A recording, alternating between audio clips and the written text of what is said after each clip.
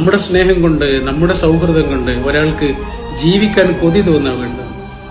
ഓരോ നിമിഷവും ജീവിക്കാൻ കൊതി തോന്നുന്ന സ്നേഹം, ഓരോ പുലരിയിലും ആനന്ദത്തോടെ ഉണരാൻ കൊതിപ്പിക്കുന്ന സ്നേഹം, അതല്ലേ ശരിക്കും സ്നേഹം.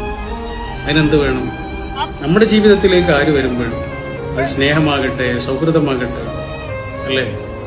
എസ്.കെ. പൊറ്റക്കാട് പറഞ്ഞതുപോലെ ജീവിതമല്ലാത്തൊരു തെരുവീതിയാണ്, ഒന്നിച്ചുകൂടലുകളെക്കാൾ വേർപിരിയലുകളാണ്. സംഭവിക്കും. ഒരാൾ വരുമ്പോ സ്നേഹത്തോടെ ഭംഗിയിൽ അയാളെ സ്വീകരിക്കുകയും അയാൾ തിരിച്ചു പോകുമ്പോൾ അതിലേറെ ഭംഗിയിൽ യാത്രയാക്കുകയും ചെയ്യാൻ നമുക്ക് സാധിച്ചേ പറ്റൂ.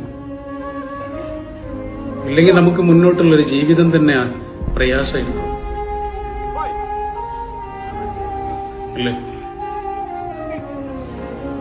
ഇങ്ങോട്ട് വരുമ്പോ സ്വീകരിക്കുന്നതിനേക്കാൾ ഭംഗിയിൽ തിരിച്ചു പോകുമ്പോ നമുക്ക് യാത്രയാക്കാൻ കഴിയില്ല.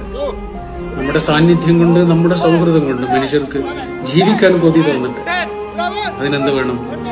അതിന് ഐ ലവ് യു എന്ന് പറഞ്ഞാൽ പോലെ, പിന്നെയോ ഐ വാല്യൂ യു എന്ന് പറയാം.